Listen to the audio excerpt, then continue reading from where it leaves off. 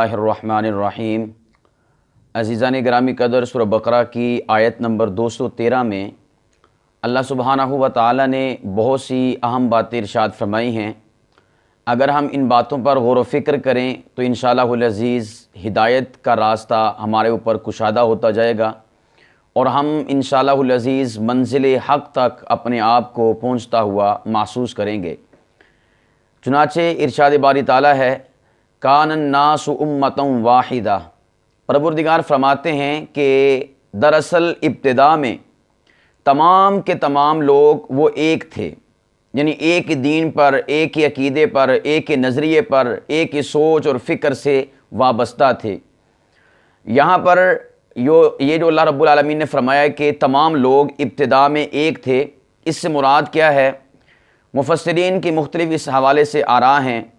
بعض مفسرین فرماتے ہیں کہ عہد الست کے وقت عالم ارواح میں تمام تر انسان، جب اللہ سبحانہ و تعالیٰ نے مجھ سے، آپ سے، تمام انسانوں سے سوال کیا، الست بربکم، کہ کیا میں تمہارا رب نہیں ہوں، تو ہم سب نے مل کر کہا، کیا کافر، کیا مومن، کیا فاسق، کیا گناہگار، کیا منافق، تمام نے مل کر بیک زباں ہو کر کہا بلا، کیوں نہیں، اے ہمارے پروردگار، آپ ہی ہمارے پروردگار، آپ ہی ہمارے رب ہیں۔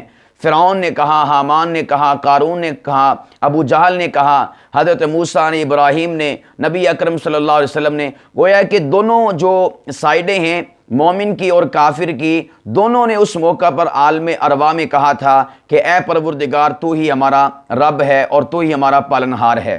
تو گویا کہ یہاں پر اشارہ اس عہد الست کی طرف ہے کہ کان الناس امۃ واحدہ، کہ ابتدا میں تمام کے تمام انسان امت واحدہ تھے۔ بعض مفسرین کی رائے یہ ہے کہ حضرت آدم علیہ السلام کو جب پیدا کیا اس کے بعد سے لے کر حضرت ادریس کے زمانے تک، بعض کی رائے یہ ہے کہ حضرت آدم سے لے کر حضرت نوح علیہ السلام کے زمانے تک تمام کے تمام جو ہے عقیدہ توحید پر قائم رہے۔ حضرت نوح کے زمانے میں شرک کی بیماری کا آغاز ہوا، بزرگوں کی مورتیاں اور مجسمے بنانے سے، اور وہاں سے جو ہے گویا کہ انسانیت دو حصوں میں بٹنا شروع ہو گئی۔ خیر، جو بھی یعنی کہ ہم یہاں پر مراد لیں، حضرت آدم سے لے کر ادریس تک کا زمانہ، یا حضرت آدم سے لے کر نوح علیہ السلام کا زمانہ، یا پھر عہد الست کا، ویسے اگر اس کو دیکھا جائے تو صحیح قول یہی ہے کہ عہد الست یہاں پر مراد ہے کہ جب اللہ سبحانہ و تعالیٰ نے عالم ارواح میں تمام تر انسانوں کو جمع کرنے کے بعد ان کی ارواح کو جمع کیا اور ان سے خطاب فرماتے ہوئے کہا، الست بربکم، کیا میں تمہارا پروردگار نہیں ہوں، کیا میں تمہارا رب نہیں ہوں، تو ہم سب نے کہا تھا بلا۔ تو یہاں پر گویا کہ اللہ سبحانہ و تعالیٰ نے اس عہد الست کی طرف اشارہ کیا کہ اس وقت ابتدا میں تو سارے کے سارے انسان امت واحدہ تھے، اور یہی مضمون جو ہے قرآن کریم میں مختلف جگہوں پر بھی آیا ہے۔ چنانچہ اللہ سبحانہ و تعالیٰ سورہ یونس میں آیت نمبر 19 میں فرماتے ہیں، وَمَا كَانَ النَّاسُ إِلَّا أُمَّةً وَاحِدَةً، کہ شروع میں انسان ڈیوائیڈ نہیں تھے، تقسیم نہیں تھے، مختلف فرقوں میں، مختلف مذاہب میں بٹے ہوئے نہیں تھے، کافر اور مومن کے تفریق نہ تھی، بلکہ سارے کے سارے مومن تھے۔ اور اسی طرح اللہ سبحانہ و تعالیٰ فرماتے ہیں سورہ انبیاء آیت نمبر 92 میں، إِنَّ هَٰذِهِ أُمَّتُكُمْ أُمَّةً وَاحِدَةً، فرمایا کہ ابتدا میں تم لوگ امت واحدہ تھے۔ اور اسی طرح پروردگار فرماتے ہیں سورہ مؤمنون آیت نمبر 52 میں، فرمایا کہ وَإِنَّ هَٰذِهِ أُمَّتُكُمْ أُمَّةً وَاحِدَةً، کہ ابتدا میں تم سب لوگ امت واحدہ تھے۔ تو عزیزان گرامی قدر، یہاں تک جو ہے میں اور آپ نقطہ سمجھ لیں کہ تمام تر انسان ابتدا کے اندر وہ سارے کے سارے ایک ہی نقطے کے اوپر مجتمع تھے، اور وہ نقطہ کیا تھا؟ پروردگار کی ربوبیت، الوہیت اور خداوند قدوس کی توحید۔ اب اس کے بعد جب اللہ سبحانہ و تعالیٰ نے انسان کو پیدا کیا اور اس عالم مشاہدہ میں، عالم دنیا میں آیا، تو یہاں پر آ کر انسانیت کے پھر دو گروہ بنے، فَمِنْكُمْ کافر وَمِنْكُمْ مُؤْمِن، ایک کافر بنا اور دوسرا مومن بنا۔ تو پھر یہاں سے آ کر جو ہے آگے ڈیوائیڈ ہوتے رہے، تقسیم ہوتے رہے، مختلف فرقوں کے اندر، مختلف مذاہب کے اندر، اور مختلف جو ہیں قسم قسم کی ٹولیوں، گروہوں اور جماعتوں کے اندر انسانیت بٹتی گئی۔ تو پہلے، سب سے پہلے ہم جو ہیں وہ کیا تھے؟ سارے کے سارے ایک تھے۔ تو یہاں سے ایک اور نقطہ سمجھ لیں کہ یہ جو لوگ طعنہ دیتے ہیں نا مسلمانوں کو کہ جی پورے عالم کے اندر انہی کی وجہ سے امن خراب ہے، یاد رکھیے گا کہ ہم تو اپنی ابتدا پر قائم ہیں، اپنی بیس اور بنیاد پر قائم ہیں۔ بیس اور بنیاد کیا تھی؟ الست بربکم کا جواب بلا، لیکن آگے فرقہ واریت کی طرف وہ لوگ گئے کہ جنہوں نے اس بھلا کا اور جو وہاں پر اقرار کیا تھا اس کا انکار کر دیا، اس سے انحراف کیا، استکبار کیا، اور پروردگار کی توحید کو ریجیکٹ کر کے وہ شرک میں مبتلا ہو گئے یا خداوند قدوس کی آسمانی تعلیمات۔ ظاہر بات ہے کہ الستو بربکم کے ذریعے سے جو ہم نے بلا کہا تھا تو اس سے مراد فقط توحید کا، ربوبیت کا اقرار نہ تھا، بلکہ تمام تر معاملات کے اندر اپنے پروردگار کو، پالنہار کو، پیدا کرنے والے کو، خالق و مالک کو، اس کی تمام تر تعلیمات کو، اس کے احکامات کو، اس کے ارشادات کو، اس کے فرمودات کو اپنی زندگی پر لاگو کرنے کا وہ ایک قول اور اقرار تھا۔ اب جو لوگ اس قول اور اقرار سے پھرے، انہوں نے انسانیت کو ڈیوائیڈ اور تقسیم کیا، مسلمانوں نے انسانیت کو ڈیوائیڈ اور تقسیم نہیں کیا۔ کیوں؟ اس لیے کہ مسلمان اپنی بیس اور بنیاد عہد الست کے اوپر قائم ہیں، اور پوری کی پوری انسانیت میں تفریقہ بازی، فرقہ بندی، فرقہ واریت اور انسانیت کو تقسیم کرنے والے وہ لوگ ہیں کہ جو عہد الست سے اپنے آپ کو پھیر چکے ہیں۔ اگر وہ یہ چاہتے ہیں کہ ہم جو ہے پھر ایک انسانیت ہو جائیں تو پھر انہیں جو ہے ایک امت واحدہ ہو جائیں اور ہم جو ہے تمام کے تمام ایک جماعت بن جائیں، تو انہیں اسی عہد الست کی طرف آنا ہوگا جو عہد الست جو ہے پروردگار نے ان سے لیا تھا عالم ارواح میں، اور انہوں نے وہاں پر جو ہے بلا کہہ کر اس کا اقرار کیا تھا۔ آگے پروردگار فرماتے ہیں فَبَعَثَ اللَّهُ النَّبِيِّينَ مُبَشِّرِينَ وَمُنذِرِينَ، جب امت کے اندر، امت واحدہ کے اندر، انسانیت کے اندر، انسانیت واحدہ کے اندر اختلاف ہوا اس بیس اور بنیاد پر، تو فرمایا کہ ہم نے پھر اس کے بعد اپنے برگزیدہ، چنیدہ، پسندیدہ انبیاء علیہ السلام کو مبعوث فرمایا، اس کائنات کے اندر بھیجنے کا سلسلہ شروع فرمایا۔ حضرت آدم سے سلسلہ شروع ہوا، حضرت شیش نبی بن کر آئے، ادریس نبی بن کر آئے، نوح علیہ السلام نبی بن کر آئے، حضرت لوط نبی بن کر آئے، ابراہیم خلیل اللہ، زکریا، حضرت موسیٰ کلیم اللہ، داود ہیں، سلیمان ہیں، یعقوب ہیں، اسحاق ہیں، یوسف ہیں، موسیٰ ہیں، ہارون ہیں، حضرت عیسیٰ علیہ السلام ہیں، اور سب سے آخر میں نبی آخر الزمان، نبی مکرم، نبی محتشم محمد مصطفیٰ صلی اللہ علیہ وسلم کو اللہ پاک کی ذات نے مبشر بھی بنا کر بھیجا، اور اسی طور پر اللہ سبحانہ و تعالیٰ نے تمام انبیاء علیہ السلام کو نذیر بھی بنا کر بھیجا۔ تو جب انسانیت ڈیوائیڈ ہوئی، تقسیم ہوئی، اس اپنے عہد الست سے پھر گئی، اس قول اور اقرار سے انحراف کیا، تو پھر اللہ سبحانہ و تعالیٰ نے انسانیت کو سنبھالا دینے کے لیے، خواب غفلت سے جگانے کے لیے، اسی وعدے کو یاد کروانے کے لیے انبیاء علیہ السلام کا سلسلہ جاری فرمایا۔ تو گویا کہ اس میں جواب آ گیا کہ اللہ سبحانہ و تعالیٰ نے یہ جو 1,24,000 انبیاء علیہ السلام بھیجے ہیں، ان کی بعثت کا مقصد کیا ہے؟ ان کی بعثت کا مقصد یہاں پر بیان کر دیا گیا کہ تم لوگ اے انسانوں سارے کے سارے امت واحدہ تھے، ایک تھے، اور تم نے جو ہے اپنی فطرت کی بنیاد کے اوپر اور اپنی گناہگاری کی بنیاد کے اوپر اس عہد الست سے انحراف کیا، تو پھر اللہ سبحانہ و تعالیٰ نے اس عہد الست کو یاد کروانے کے لیے اور تمہیں خواب غفلت سے بیدار کرنے کے لیے انبیاء علیہ السلام کو بھیجا، تاکہ وہ آپ کو بشارت بھی سنائیں اور تاکہ آپ کو وہ اللہ کے غضب سے، اللہ کے غصے سے، اللہ کی ناراضگی سے، اللہ کی جہنم سے تمہیں ڈرائیں بھی۔ تو انبیاء علیہ السلام کے کتنے کام ہوتے ہیں؟ 2 کام ہوتے ہیں۔ نمبر 1، انبیاء علیہ السلام بشارت سناتے ہیں، اللہ کی رضا کی، اللہ کی خوشنودی کی، جنت کی، آخرت کی، تمام تر نعمتوں کی بشارت، دنیا کے اندر جو ہے سلطنت کی بشارت، اور ساتھ ساتھ ڈراتے بھی ہیں اللہ کے غضب سے، اللہ کے غصے سے، اللہ کی جہنم سے، اللہ کے عذاب سے، اللہ کی گرفت سے، اللہ کی پکڑ سے۔ تو یہاں پر ایک اور نقطہ بھی یاد کر لیں، ہمارے ہاں عام طور پر لوگ کہتے ہیں علماء کرام کو، جی آپ اتنی کڑوی کڑوی باتیں کیوں کرتے ہیں، آپ اتنی کڑوی کسیلی باتیں کیوں کرتے ہیں، میٹھی میٹھی بات کیا کریں اور اچھی اچھی چیزیں بیان کیا کریں۔ میرے بھائیو یاد رکھیے گا، علماء کرام انبیاء علیہ السلام کے وارث ہیں۔ جس طرح انہوں نے انبیاء سے میراث کو پایا ہے، اسی طرح اس میراث کو آگے منتقل کرنا ہے۔ تو انبیاء کی میراث کیا ہے؟ علم، اور اس علم کے ذریعے سے کیا ہوگا؟ نمبر 1، انبیاء علیہ السلام ڈرائیں گے بھی اور ساتھ ساتھ جو ہے بشارت بھی سنائیں گے۔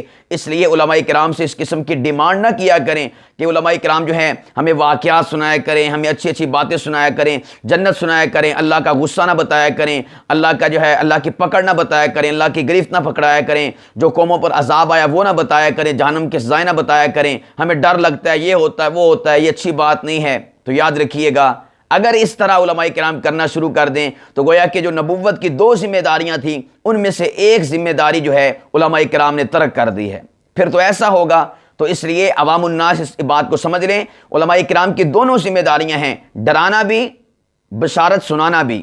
یہ دونوں کو دونوں چیزیں جو ہیں ساتھ چلیں گی، یعنی ٹھنڈی تار گرم تار، جس طرح جو ہے ایک لائٹ روشن ہوتی ہے ٹھنڈی اور گرم تار سے، اسی طور پر جو ہے جو ہدایت کی لائٹ ہے اور حق کی لائٹ ہے وہ بھی اسی طرح روشن ہوگی جب جو ہے ٹھنڈی اور گرم تار، یعنی اللہ رب العالمین کی طرف سے بشارت اور اللہ رب العالمین کی طرف سے انذار، ڈرانا، یہ دونوں بتائے جائیں گے تو تب جا کر یہ کام چلے گا۔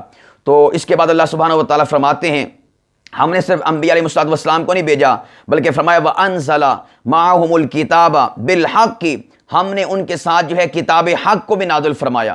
مختلف انبیاء کو اللہ نے صحیفے عطا فرمائے، مختلف انبیاء کو کتابیں عطا فرمائیں، حضرت موسیٰ کو تورات عطا فرمائی، حضرت داؤد کو زبور عطا فرمائی، حضرت عیسیٰ کو انجیل عطا فرمائی، اور ہمارے اور آپ کے پیارے پیغمبر نبی آخر الزماں، امام الانبیاء، سرور کون و مکان، صاحب لولاک محمد مصطفیٰ صلی اللہ علیہ وسلم، اللہ سبحانہ و تعالیٰ نے قرآن پاک دستور حیات عطا فرمایا۔ تو گویا کہ اللہ سبحانہ و تعالیٰ نے معلم بھی ساتھ ساتھ بھیجے انبیاء علیہ الصلوۃ والسلام، اور اس کے ساتھ ساتھ انسانیت کے لیے نصاب کے طور پر آسمان سے کتابوں کا نزول بھی فرمایا۔ تو پروردگار فرماتے ہیں کہ ہم نے ان انبیاء کے ساتھ ساتھ جو ہے کتابوں کا نزول بھی فرمایا، اور فرمایا کہ وہ کتابیں کیوں عطا فرمائیں۔ اب کتابوں کا مقصد بھی سمجھ لیں، کتابوں کی ریزن بھی سمجھ لیں اتارنے کی۔ پروردگار فرماتے ہیں لِيَحْكُمَ بَيْنَ النَّاسِ فِي مَا اخْتَلَفُوا فِيهِ، تاکہ وہ کتابیں لوگوں کے درمیان فیصلہ کریں ان معاملات میں جن معاملات میں لوگ اختلاف کرتے ہیں۔ تو گویا کہ کتابیں کس لیے ہیں؟ انسانیت کے درمیان جو اختلاف واقع ہوا اس اختلاف کو دور کرنے کے لیے اور حق راستے کی تلاش کے لیے اللہ سبحانہ و تعالیٰ نے کتابوں کا نزول فرمایا۔ تورات اتری فیصلے کے لیے، زبور اتری فیصلے کے لیے، انجیل اتری فیصلے کے لیے، اور قرآن مجید اترا فیصلے کے لیے۔ یاد رکھیے گا اگر ہم ان کتابوں سے، وہ تو سابقہ زمانوں میں گزر چکی، آج کے زمانے کی اگر بات کی جائے، قرآن مجید فرقان حمید، اگر ہم نے اس کتاب اللہ کو، کلام مقدس، کتاب مقدس، دستور حیات، قرآن مجید فرقان حمید کو فیصلے کے لیے اپنا فیصل اور حکم نہ مانا، تو یاد رکھیے گا جو قرآن پاک کے اتارنے کا مقصد تھا ہم نے اس مقصد کو پایا نہیں، اس مقصد سے ہم بے خبر رہے۔ آج ہمارے مسلمانوں کا المیہ دیکھ لیں، قرآن پاک جو ہے گھروں میں پڑا ہوا ہے، اور الماریوں میں پڑا ہوا ہے، مساجد میں پڑا ہوا ہے، دکانوں میں پڑا ہوا ہے۔ ہم کس مقصد کے لیے قرآن پاک پڑھتے ہیں؟ قرآن پاک کس مقصد کے لیے کھولتے ہیں؟ ہم جو ہے بیماروں کو شفا دلوانے کے لیے، اور مردے کی روح کو نکلوانے کے لیے، دکان کی مکان کی برکت کے لیے، ان مقاصد کے لیے ہم قرآن پاک کو پڑھتے ہیں۔ یاد رکھیے گا قرآن کریم کا پڑھنا، پکڑنا، دیکھنا، سننا، چومنا، محبت کرنا، سب کچھ جو ہے باعث برکت ہے، لیکن یاد رکھیے گا یہ تمام تر معاملات قرآن پاک کے نزول کا مقصد نہیں ہیں۔ قرآن پاک کے نزول کا مقصد نہیں ہے۔ قرآن پاک کے نزول کا مقصد کیا ہے؟ اس کتاب ہدایت کے نزول کا مقصد کیا ہے؟ لِيَحْكُمَ بَيْنَ النَّاسِ فِي مَا اخْتَلَفُوا فِيهِ، کہ لوگوں میں کسی معاملے میں اختلاف ہو جائے تو لوگ اپنے اس اختلاف کو دور کرنے کے لیے خداوند قدوس کی نازل شدہ کتاب مقدس، کلام مقدس، دستور حیات، قرآن مجید سے رہنمائی حاصل کریں۔ اگر میں اور آپ ایسا نہیں کریں گے، بھلے ہم جو ہیں میت کے اوپر قرآن پاک پڑھتے رہیں، بیماروں کے لیے قرآن پاک پڑھتے رہیں، دکان مکان کی برکت کے لیے پڑھتے رہیں، یاد رکھیے گا قیامت کے دن پروردگار کو حساب کتاب دینا ہوگا کہ آپ نے قرآن پاک کے نزول کا جو مقصد تھا اس مقصد کو پورا نہیں کیا، اس مقصد کو پایا نہیں ہے۔ تو آج اس بات کو ذہن نشین کر لیں کہ قرآن پاک کا مقصد کیا ہے، کہ اس کتاب کو ہم کتاب فیصل مانیں۔ اِنَّهُ لَقَوْلٌ فَاصِلٌ، پروردگار فرماتے ہیں یہ جو قرآن پاک ہے یہ کوئی ایسی ویسی کتاب نہیں، قول فیصل ہے، ہر معاملے کے اندر انسانیت کے لیے جو ہے فیصلہ کن، یہ انداز اختیار کرتے ہوئے انسان کے اختلاف کو ختم کرتا ہے۔ تو عزیزان گرامی قدر، اس آیت مبارکہ سے میرے اور آپ کے لیے میسج اور پیغام یہ بھی ہوا کہ قرآن پاک جو ہے فیصلہ کن کتاب ہے، حکم کتاب ہے، منصف کتاب ہے، نہ کہ صرف پڑھنے کے لیے، تلاوت کرنے کے لیے، چومنے کے لیے، اونچ جگہ پر رکھنے کے لیے، غلاف میں لپیٹنے کے لیے، روحوں کو نکلوانے کے لیے اور بیماروں کو شفا دلوانے کے لیے۔ صرف یہ ہے، اس کتاب کے مقاصد نہیں ہیں، یہ تو اس کتاب کی برکات ہیں، یہ کتاب کے لوازمات میں سے نہیں ہے۔ کتاب کے لوازمات میں سے یہ چیز ہے کہ انسان جو ہے اس کتاب ہدایت سے اپنے لیے ہدایت کے راستے کو چوز کرے اور ہدایت کی منزل تک پہنچنے کے لیے راستے کو متعین کرے۔ پروردگار فرماتے ہیں وَمَا اخْتَلَفَ فِيهِ إِلَّا الَّذِينَ أُوتُوهُ مِن بَعْدِ مَا جَاءَتْهُمُ الْبَيِّنَاتُ، کہ اور پھر جب ہم نے آسمان سے کتابیں اتاری کتابیں تو اس وجہ سے اتاری تھی لیحکم بین الناس، تاکہ ان کتابوں کے ذریعے سے لوگوں کے درمیان فیصلہ ہو، فی مختلفو، جن معاملات میں وہ اختلاف کرتے ہیں۔ لیکن فرمایا کہ بڑے افسوس کی بات ہے، لوگوں نے جن کو کتابیں عطا فرمائی انہی نے ان کتابوں کے ہوتے ہوئے اپنے معاملات میں اختلاف کیا، اور حتیٰ کہ کتابوں میں اختلاف کیا، کتاب کی باتوں میں اختلاف کیا۔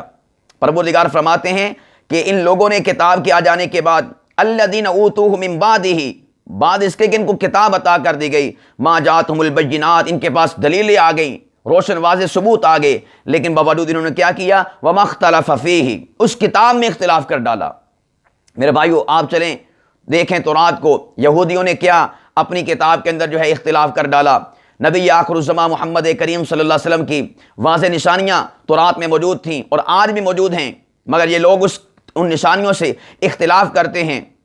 اس تورات کے اندر واضح طور پر بتایا گیا تھا معبود برحق ایک اللہ ہے، لیکن انہوں نے اس معبود برحق کو چھوڑ کر ایک بچڑا بنا کر اس کی پرستش اور پوجا کرنا شروع کر دی، اور نہ جانے کون کون سے ایسے معاملات کو اختیار کر لیا جو کہ کتاب سے اختلاف رکھنے والے تھے۔ اس کی ایک بڑی طویل اور لمبی لسٹ ہے۔ انبیاء علیہ الصلوۃ والسلام کی پیروی کرنا، اقتداء کرنا، ان کے پیچھے چلنا، یہ کتاب کی تعلیمات تھی۔ انہوں نے کیا کیا؟ یقتلون النبیین بغیر الحق، بغیر کسی حق کے جو ہے انبیاء علیہ الصلوۃ والسلام کو قتل کیا۔ کتاب میں تو لکھا ہوا تھا تورات کے اندر کہ زنا اگر شادی شدہ کرے گا تو اس کی سزا کیا ہوگی؟ سنگسار کرنا، پتھر مار مار کے مار دینا۔ مگر انہوں نے کیا کیا؟ صحیح مسلم کے اندر کتاب حد الزنا کے اندر حدیث پاک موجود ہے، بڑوں کے لیے کچھ اور قانون رکھا زنا کے حوالے سے، چھوٹوں کے لیے کچھ اور قانون رکھا۔ اگر کوئی غریب ہوتا اس کو سنگسار کر دیتے، بڑا ہوتا اس کا منہ کالا کر کے اس کو جو ہے چھٹی دے دیتے۔ اس طرح اپنی کتاب کے فیصلہ کن جو مسائل تھے، باتیں تھیں، محکم آیات تھیں، بینات تھیں، ان لوگوں نے اس کتاب میں اختلاف کر ڈالا۔ بڑے افسوس کی بات ہے۔ اور اسی طور پر آپ انجیل کو دیکھیں، انجیل کے اندر اللہ سبحانہ و تعالیٰ نے واضح طور پر نبی آخر الزمان محمد مصطفیٰ صلی اللہ علیہ وسلم کی نام اسم گرامی کو ذکر کیا، من بعد اسمہ احمد، حضرت عیسیٰ کی زبان سے کہ میرے بعد جو ہے احمد صلی اللہ علیہ وسلم تشریف لائیں گے۔ مگر عیسائیوں نے اپنی اس کتاب میں اختلاف کرتے ہوئے اس نام کو بدل دیا، اور اس نام کی جگہ پر وکیل اور مددگار کے لفظوں کے ساتھ اس نام کو تبدیل کر دیا۔ یہ اپنی کتاب کے اندر اختلاف کر بیٹھے۔ اور انجیل کے اندر تو واضح تعلیم تھی اللہ سبحانہ و تعالیٰ کی وحدانیت کی، کہ وہ وحدہ لا شریک ہے، نہ اس کا کوئی ہمسر، نہ کوئی اس کا ساجی، نہ کوئی اس کی مثل، نہ کوئی اس کی مثال۔ وہ لا مثال اللہ، لا مثیل اللہ، لا شریک اللہ، لا نظیر اللہ، وہ تمام تر جو ہے شرکاء سے پاک ہے، منزہ ہے، مقدس ہے، مطہر ہے۔ لیکن ان لوگوں نے کیا کیا؟ حضرت عیسیٰ علیہ السلام کو اللہ سبحانہ و تعالیٰ کا بیٹا ڈکلیئر کر دیا، اپنی کتاب میں اختلاف کر ڈالا، عقیدہ کفارہ اپنی طرف سے گھڑ لیا۔ حالانکہ اللہ سبحانہ و تعالیٰ نے تو اپنے گناہوں کے کفارے کے لیے توبہ رکھی تھی کہ توبہ کے ذریعے سے انسان جو ہے نیک اعمال کے ذریعے سے اللہ سبحانہ و تعالیٰ سے معافی کو چاہے، مگر انہوں نے سارا کا سارا بوجھ جو ہے حضرت عیسیٰ کے کندھوں پر ڈال کر عقیدہ گڑھ لیا۔ وہ صلیب پر چڑھے اور اپنی جان جو ہے جان آفرین کے سپرد کر کے ہمارے تمام گناہوں کا کفارہ بن کر اس دنیا سے رخصت ہو چکے ہیں، اور پھر اس کے بعد جو ہے زندہ ہو چکے ہیں، 3 دن کے بعد جو ہے وہ قبر سے نکل چکے ہیں۔ اس قسم کے عقیدے اپنی کتاب سے اختلاف کرتے ہوئے ان لوگوں نے گھڑ لیے۔ اسی طور پر ختنے کا حکم، یہ اللہ سبحانہ و تعالیٰ نے جو ہے ایک عہد باندھا تھا انسانیت کے ساتھ ابراہیم علیہ السلام کے زمانے میں، انہوں نے اپنی کتاب کے اندر تبدیلی کرتے ہوئے اس ختنے کے حکم کو بدل ڈالا۔ گویا کہ کتابیں اس وجہ سے اتاری تھی تاکہ لوگ ان کتابوں کو اختلافی مسائل کے اندر فیصلے مانیں، مگر لوگوں نے کیا کیا؟ ان کتابوں کی آیات کو بدل دیا، ان کتابوں میں اختلاف کر ڈالا۔ اب آئیے قرآن پاک کی طرف۔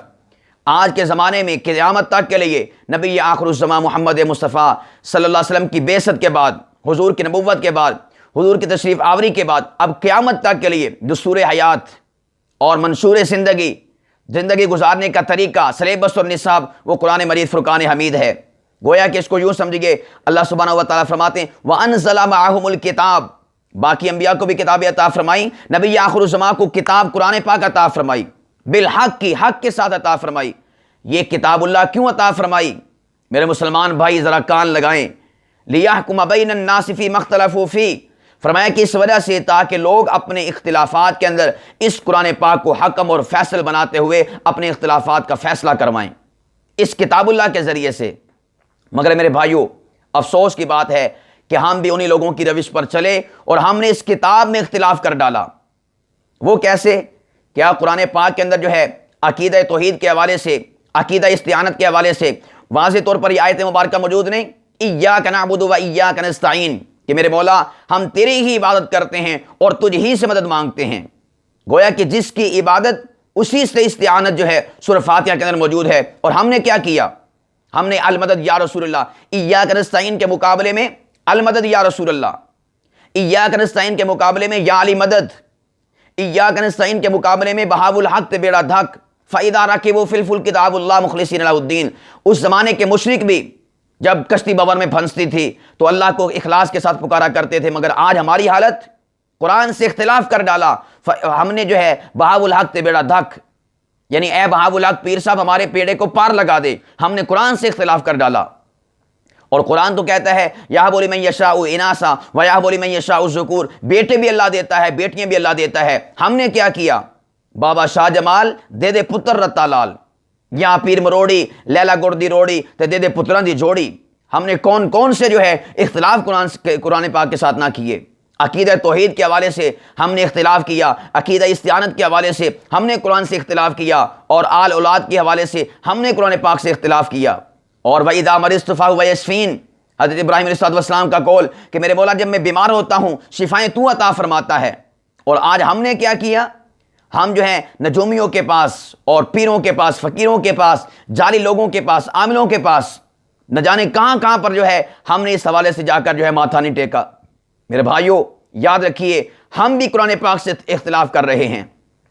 قرآن پاک نے تو واضح طور پر عقیدہ دیا تھا کہ عالم الغیب فلا یظہر علی غیبہ احدا۔ قرآن پاک نے تو واضح طور پر عقیدہ دیا تھا کہ عالم الغیب ایک اللہ کی ذات ہے، علام الغیوب ایک اللہ کی ذات ہے۔ ہم نے کیا کیا؟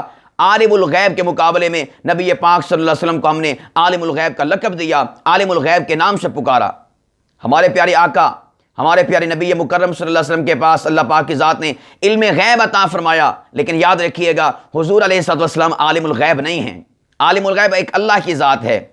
آپ کہیں گے کہ علم غیب عطا فرمایا، ہمارے نبی کے پاس علم غیب تھا، پھر بھی وہ عالم الغیب نہیں، اس کی کیا وجہ ہے؟ میرے بھائیو، عالم الغیب اسے کہتے ہیں جو کسی واسطے کے بغیر پوشیدہ باتوں کا علم جان لے۔ پوشیدہ باتوں سے مراد اللہ کے مقابلے میں پوشیدہ نہیں، میری اور آپ کی آنکھوں کے سامنے جو چیزیں اوجل ہیں، پوشیدہ ہیں، مخفی ہیں، غیب ہیں، اس حوالے سے غیب کا لفظ استعمال کیا جاتا ہے، ورنہ ہر شے میرے پروردگار کے سامنے عیاں ہے اور ظاہر ہے، اس کے سامنے کچھ بھی غیب نہیں ہے۔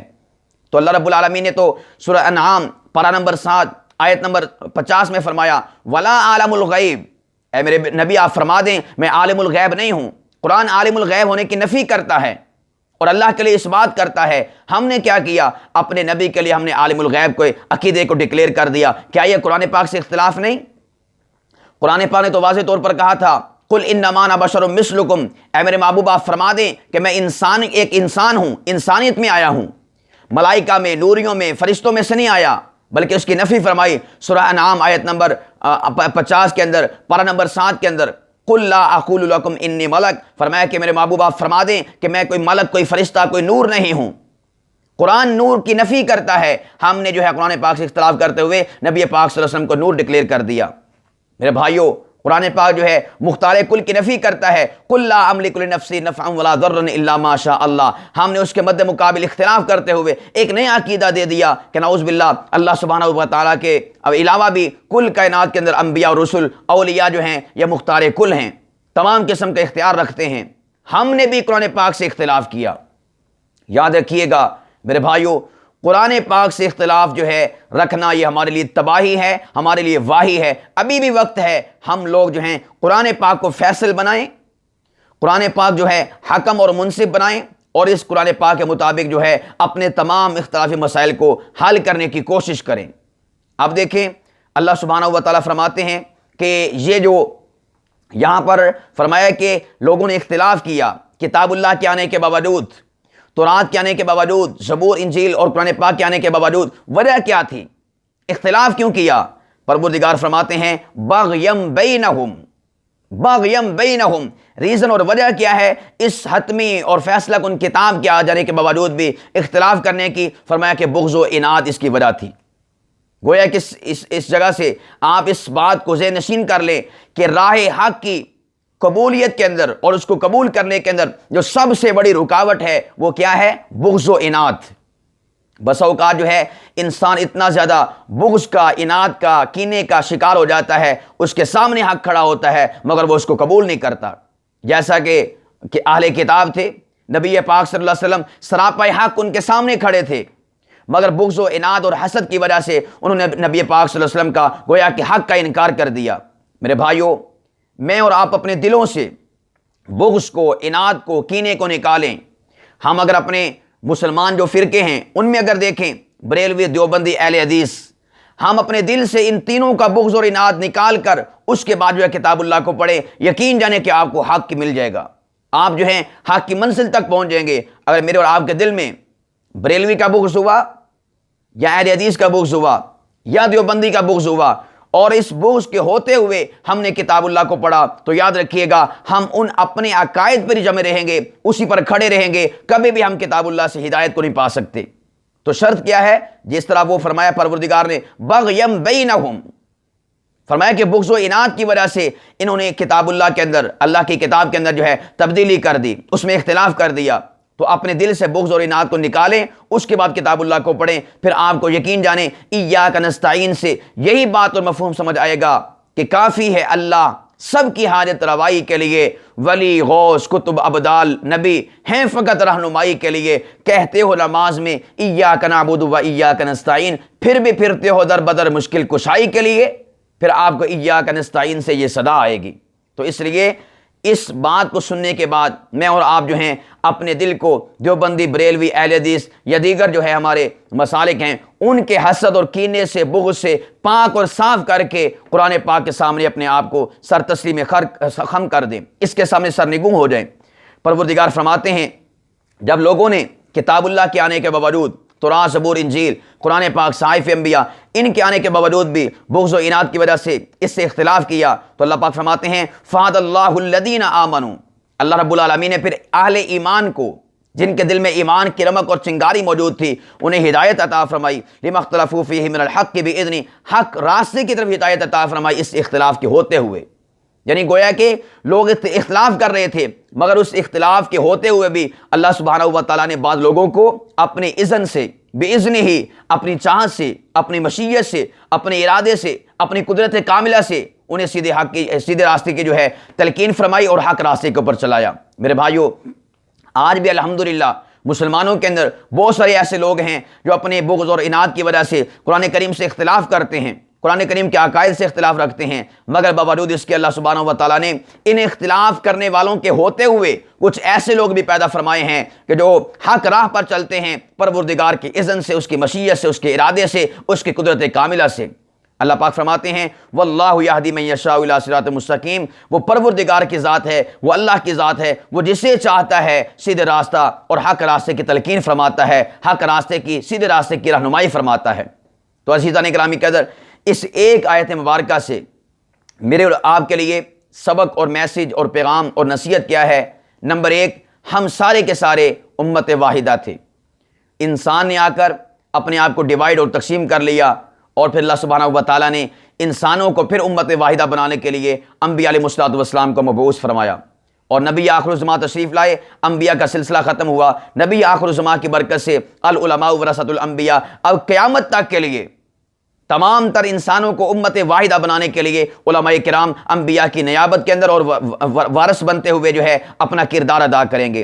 تو جس طرح اس زمانے میں انبیاء کی پیروی اور اقتداء کی جاتی تھی، ان کی بات کو مانا جاتا تھا، اگر میں اور آپ جو ہیں آج کے دور میں امت واحدہ بننا چاہیں تو علماء کرام کی بات کو مانیں اور ان کی تعلیمات، ان کی بتائے ہوئے جو ہے مسائل اور باتیں اور عقائد جو ہیں ان کے اوپر جو ہے اپنے آپ کو کھڑا کریں، انشاءاللہ العزیز جو ہے ہم امت واحدہ پھر سے بن سکتے ہیں۔